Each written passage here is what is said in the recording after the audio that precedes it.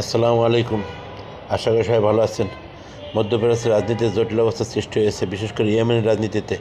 ইয়েমেনের উপরে একসময় প্রভাব বিস্তার করতে গিয়ে সৌদি আরব দীর্ঘদিন জোট ইয়েমেনের উপরে আক্রমণ করতে হামলা করতেছিল। ইয়েমেনের সাথে সৌদি আরবের সাথে জোটে ছিল আরব আমিরাত, মিশর, আরও কিছু দেশ। তারা অব্যাহত হামলা করতে করতে উভয় পক্ষ ক্লান্ত হয়ে শেষ পর্যন্ত হুতিদের সাথে একটা সমঝোতা করে তারা হামলা বন্ধ করেছে। ফলে ইয়েমেনের দুইটি সরকারের আবার পরিবর্তিত হয়েছে, একটা হুতিদের সরকার আর একটা সৌদি সমর্থিত এবং আন্তর্জাতিক সমর্থিত সরকার। কিন্তু তার মধ্যে একটা শান্তি বজায় ছিল, হুতিরা একটা অংশে চলতেছিল।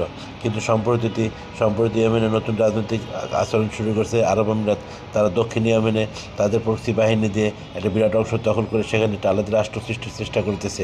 ইতিহাসে একসময় দক্ষিণ ইয়েমেন বলতে একটা রাষ্ট্র ছিল, কিন্তু পরবর্তীতে ইয়েমেন একত্রীকরণ ঘটেছে। সে দক্ষিণ ইয়েমেন কেন্দ্র করে যে আরব আমিরাত যে রাষ্ট্র সৃষ্টি করতে চেষ্টা করছে, তার পিছনে আছে ইসরায়েল।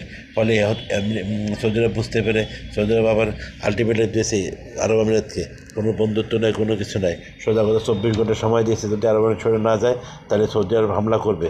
শেষ পর্যন্ত সৌদি আরব আমিরাতের এয়ারম্যানের মধ্যে যে অস্ত্রের ডিপো সেখানে হামলা দিয়েছে। হামলা দেওয়ার পরে এবং আন্তর্জাতিক চাপের মুখে এবং ইয়েমেনের অন্যান্য পক্ষের চাপের মুখে আরব আমিরাত ঘোষণা দিয়েছে তারা দ্রুত সম্পূর্ণ প্রত্যাহার করবে। এর মধ্যে সম্পূর্ণ প্রত্যাহার করে নেই, কিছু প্রত্যাহার করেছে, কিছু করে নেই, লেজগমের অবস্থা। কিন্তু আরব আমিরাতের এখানে একটা দুষ্ট চাল চলতেছে ইসরায়েল কেন্দ্র করে।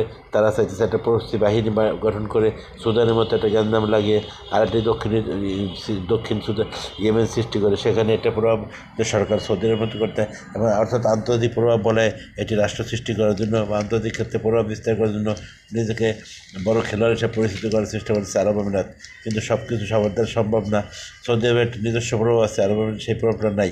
আরব আমিরাত চেষ্টা করতেছে, কিন্তু আরব আমিরাতের নিজস্ব তো বাহিনীই নেই। আরব আমিরাত সৈন্যবাহিনীর অর্ধেক সৈন্য, অধিকাংশ সৈন্য বিদেশ থেকে ভাড়া করে আনা, তাই মূল যুদ্ধের সময় তাদের খুঁজে পাওয়া যায় না। সৌদি আরব গতকাল হামলা দিয়ে ম্যাক্সিমাম অস্ত্র নষ্ট করে দিয়েছে। এখন দেখা যাক কী হয়। তারা অবশ্য ঘোষণা দিয়েছে খুব দ্রুত তারা প্রত্যাহার করবে। আন্তর্জাতিক কিছু মিডিয়া বলছে প্রত্যাহার হয়েছে, কিন্তু আপাতত হয় নাই। মুসলিম বিশ্বের সমস্ত খবর, যে কোনো খবর আসলে আমরা জানানোর চেষ্টা করবো খুব দ্রুত হবে। আসসালামু আলাইকুম, সবাই ভালো থাকবেন। খোদা হাফেজ। আমার চ্যানেলটি সাবস্ক্রাইব করার জন্য বিশেষভাবে অনুরোধ করছি।